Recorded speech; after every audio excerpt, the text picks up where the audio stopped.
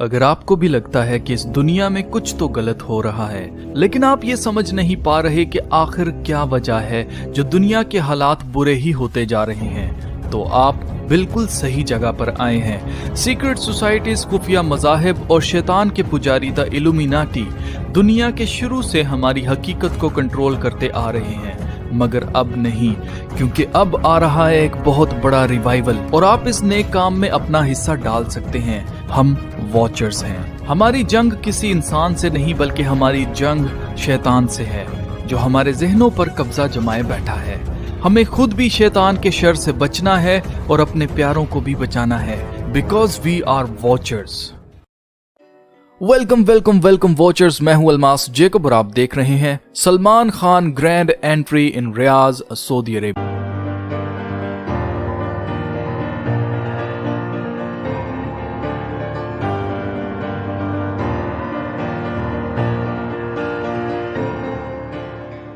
अजीजों, भी कुछ दिन पहले हमारे काबिल वॉचर्स ने मेरा ध्यान दिलाया, सलमान खान के कॉन्सर्ट है या इसका कोई शो हुआ है सऊदी अरेबिया के अंदर, और लोग काफ़ी हैरान हो रहे हैं, इस बात पर बहुत बॉदर कर रहे हैं कि इसकी जो एंट्री हुई है सलमान खान की, वो काफ़ी शैतानी एंट्री थी।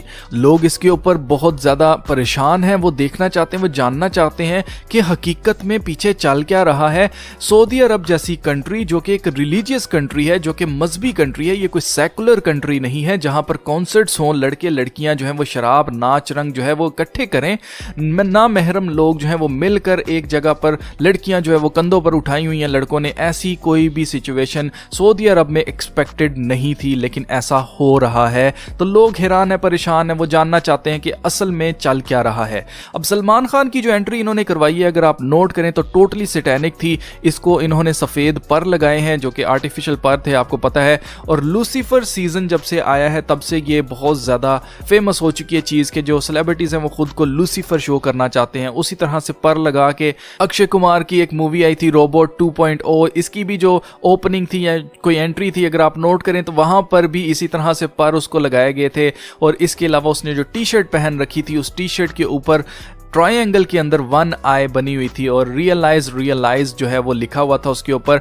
तो आप देख सकते हैं कि सलमान खान की भी खूबखूब वैसी ही एंट्री करवाई जाती है। आसमान से ये नीचे की तरफ उतर रहा है स्टेज के ऊपर, जो कि फॉलन एंजल को शो करता है, लूसीफर को, जिसको आसमान से गिरा दिया गया था। मैं आपको ये भी बता दूं कि जो नहीं जानते, लूसीफर बेसिकली शैतान का नाम है। इसके अलावा कुछ दो स्क्रीनें लगी हुई हैं साइडों पर, अगर आप उसके ऊपर ध्यान दें तो यहाँ पर पूरा प्रॉपर एक डेविल दिखाया जाता है, एक शैतान दिखाया जाता है। और जैसे ही उस शैतान को दिखाया जाता है तो एकदम से जो स्क्रीन है वो चेंज हो जाती है और साथ में आ जाता है सलमान खान का फेस, जो कि एक स्टैचू की शक्ल में है, गोल्डन कलर का या गोल्ड का बना हुआ है। तो ये एंट्री टोटली कोई सलमान खान की एंट्री नहीं थी, ये एंट्री थी डेविल की, शैतान की एंट्री थी सऊदी अरेबिया के अंदर। कैसे थी, मैं आपको बताना चाहता हूँ कि अभी कुछ दिन पहले ही सऊदी अरब में कॉन्सर्ट करके गया है जस्टिन बीबर, और मेरे ख्याल से जद्दा के अंदर, शहर के अंदर उसने अपना परफॉर्म किया था कॉन्सर्ट, और अगले महीने वो दोबारा आने वाला है सऊदी अरब के अंदर। मैं आपको बताना चाहता हूं कि पीछे बहुत बड़ी गेम चल रही है, वो क्या है अभी आपको समझ आ जाएगी। सऊदी अरब एक ऐसी कंट्री है, एक ऐसा मुल्क है जो अपने रिलीजन और कल्चर को लेकर बहुत ज्यादा स्ट्रिक्ट है, बहुत ज्यादा सख्त है। वहां पर आज भी सजा है कि अगर कोई चोरी करते हुए पकड़ा जाता है तो उसके हाथ काटे जाते हैं। तो एक ऐसी कंट्री जो कि बहुत सख्त है, जिसके कानून बहुत सख्त हैं, जहां पर इस्लाम के अलावा किसी और मजहब का प्रचार करना जुर्म है, जहां पर इल्लीगल है। अगर आप ओपनली बाइबल को वहां पर प्रीच करते हैं, अगर आप किसी को बाइबल देते हैं तो आपको सजा हो सकती है, आपको जेल में डाला जा सकता है। ये कानूनन जुर्म है वहां पर। इवन के किसी भी मजहब को वहां पर प्रैक्टिस नहीं किया जा सकता। ऐसे मुल्क में बॉलीवुड के सॉन्ग्स जो कि होते ही आपको पता है ब्लास्फेमस सॉन्ग्स होते हैं, खास तौर से काफी ऐसे सॉन्ग्स हैं आपने जरूर सुने होंगे, जैसे ओम शांति ओम, बम बम भोले, ये इनके अपने मंत्र हैं जो कि ये चैंट करते हैं, बार बार बोलते हैं। और भी बहुत सारे ऐसे सॉन्ग्स हैं जिसके अंदर हिंदू जो मंत्रा है वो बार बार बोले जा रहे होते हैं। तो ऐसे सॉन्ग्स को अलाउ कर रहा है सऊदी अरेबिया। और अगर हम ये बात करें कि जी लेट्स सपोज सऊदी अरेबिया कहता है यार इसका कुछ लेना देना नहीं है मजहब से, हम मजहब को तो नहीं अलाउ कर सकते, हम बॉलीवुड को अलाउ कर सकते हैं क्योंकि Bollywood is just for entertainment purposes. तो ऐसा हरगिज नहीं है, क्योंकि बॉलीवुड जो है वो शैतानियत को प्रमोट कर रहा है। और आजकल इसकी जितनी भी सीरीज आ रही हैं आप खुद देख लीजिए कि ओपनली सैटनिज्म को प्रमोट किया जा रहा है। म्यूजिक हो जाए, चाहे म्यूजिक वीडियोस हो, चाहे मूवीज हो, हर जगह ओपनली सैटनिज्म को प्रमोट किया जा रहा है बॉलीवुड के अंदर। और अगर सऊदी अरब इसको सिर्फ एंटरटेनमेंट समझकर भी अलाउ करता है तो भी इस्लाम के अंदर इसकी कोई गुंजाइश नहीं है। जहां तक मुझे पता है इस्लाम के अंदर म्यूजिक हराम है, डांस करना, पार्टी करना, लड़के लड़कियों का इकट्ठे वो भी, ये भी हराम है। ना महरम वाली बात आ जाती है। शराब यहां पर हराम है, लेकिन आप देखिए कि जस्टिन बीबर के हो जाए चाहे कॉन्सर्ट, तो चाहे ये सलमान खान का यहां पर कॉन्सर्ट हो जाए, शो हो जाए, यहां पर भी शराब चल रही थी। और आप देख सकते हैं कि किसी ने यहां पर कोई भी सोशल डिस्टेंसिंग नहीं की हुई है, एक के ऊपर चढ़े हुए लोग, और यहां पर सलमान खान जो है उसको वेलकम किया जा रहा है। तो एक ऐसी कंट्री जो कि बहुत सख्त है अपने रूल्स को लेके, अपने कानून को लेके, और खास तौर से एक मजहबी कंट्री है, ये कोई सेकुलर कंट्री नहीं है जो कि इन चीजों को अलाउ करे।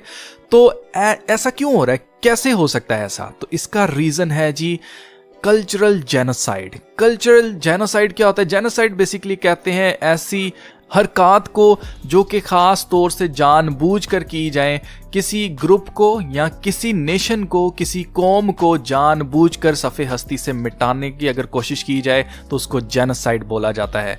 और कल्चरल जेनोसाइड क्या होता है जी? कल्चरल जेनोसाइड होता है, इसके पीछे मोटिव होता है, हमेशा मोटिव होता है इसके पीछे रिलीजियस।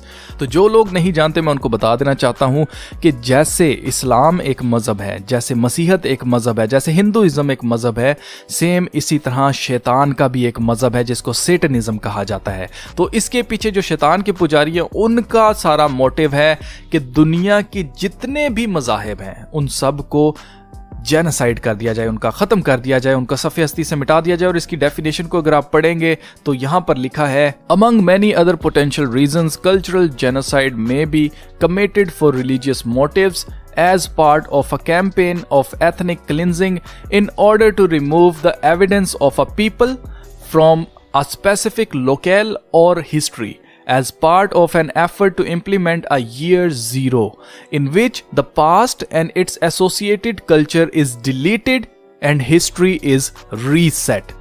मेरे ख्याल से जैसे मैंने रीसेट बोला होगा आपको समझ आ गई होगी कि गेम क्या चल रही है। जी हाँ, ये चल रहा है द ग्रेट रीसेट, जिसके ऊपर मैं सेपरेट वीडियोस बना चुका हूँ, आपको बता चुका हूँ कि this is all about the great reset. और रीसेट करना क्या मतलब? पिछले जितने भी कल्चर्स थे, जितनी भी लोगों के अंदर मज़ाहिब थे, उन सबको ख़त्म करना, वन वर्ल्ड ऑर्डर क्रिएट करना, और इसके अंदर एक ही मज़हब हो, जिसके अंदर एक ही बादशाह हो। और मज़हब कौन सा होगा? सैटनिज्म। इसको कहा जाएगा इंसानियत, लेकिन ये मज़हब सैटनिज्म है। जहां पर आप देख सकते हैं कि मिस्र के अंदर ओपनिंग सेरेमनीज हो रही हैं, वहां पर म्यूजियम्स खोले जा रहे हैं, और खास तौर से वो फिरौन जिसका बहुत ज्यादा जिक्र है इस्लाम के अंदर, कुरान के अंदर, उस फिरौन की मम्मियों को जो है वो 21 तोपों की सलामी दी जा रही है। ऐसे खुदा जो मर चुके हैं, जो खुद को खुदा बनाते थे, उन लोगों की प्रस्तिश की जा रही है। वहां पर ऐसी रोड्स को खोला जा रहा है जो कि गॉड्स को शो करती हैं उनके। तो बताने का मकसद ये है कि हम वाकई ऐसे वक्त में आ चुके हैं जो कि शैतान का प्रॉपर वक्त आ चुका है, जिसको ज़मीनी 7 साल दिए गए हैं। मैं नहीं जानता कि वो वक्त अभी शुरू हुआ है या होने वाला है, लेकिन जब भी वो वक्त शुरू होगा तो उसकी निशानी ये होगी कि इसराइल के अंदर तीसरा टेम्पल बन जाएगा, यानी कि 3rd टेम्पल बन जाएगा। तीसरी हैकल जब बन जाए, जब वहां पर उनकी कुर्बानियां शुरू हो जाएं, तो आप समझ जाएं कि वो 7 साल शुरू हो चुके हैं। जैसा मोदी अपनी स्पीच में कह चुके हैं कि जनाब इस कोरोना के बाद जो है वो आएगा न्यू वर्ल्ड ऑर्डर, और ये कैसा होगा, कौन इसको इनिशिएट करेगा, ये देखा जाएगा। लेकिन इंडिया इसके अंदर बहुत बड़ा रोल अदा करेगा, और ये बहुत बड़ा रोल अदा किया जा रहा है बॉलीवुड के जरिए। मुझे उम्मीद है कि इस वीडियो से आपको ज़रूर समझ आ गई होगी कि सऊदीया क्यों अलाउ कर रहा है। और मैं आपको ये भी बता दूं कि सऊदीया की जो सिक्योरिटी है वो सारी की सारी अमेरिका के हैंड ओवर है, यानी कि सऊदी अरब के जितने भी ये शहजादे हैं ये अपनी सिक्योरिटी खुद नहीं कर सकते। इन्होंने हायर किया हुआ है अमेरिका को कि इनकी सिक्योरिटी की जाए। और आप देख सकते हैं कि जैसे बरतानिया यहाँ पर सब कॉन्टिनेंट में आया था, हिंदुस्तान में आया था, वो उन्होंने कहा था हम तो सिर्फ तजारत करने के लिए आए हैं, लेकिन फिर क्या हुआ, तजारत करते करते उन्होंने पूरे इंडिया के ऊपर, पूरे हिंदुस्तान के ऊपर उन्होंने कब्जा किया, यहाँ पर डिवीजन करके फिर वो अपने मुल्क वापस चले गए और आज भी वो हम पर राज करते हैं। और राज कैसे कर रहे हैं? यूएन के जरिए, यूनाइटेड नेशंस के जरिए। आज लोग जितनी भी कौमें हैं, चाहे सऊदी अरब हो, चाहे कोई भी दुनिया की कौम हो, वो खुदा के आगे सजदा नहीं करते, ये सारे सजदा करते हैं यूनाइटेड नेशंस के आगे। और यूनाइटेड नेशंस की तरफ से अगर ऑर्डर आएगा कि जनाब सारा कुछ रीसेट कर दो, ग्रेट रीसेट कर दो, सब कुछ जीरो कर दो, हिस्ट्री मिटा दो और लोगों को शैतानियत के ऊपर लेके आओ, बॉलीवुड के जरिए लोगों को डांस करवाओ, उनको मतवाले करके पीछे से अपने एजेंडे पूरे करो, तो ये लोग उसका कहा मानेंगे, क्योंकि इनका खुदा हमारा खालिक हकीकी नहीं, मुखालिफ मसीह है।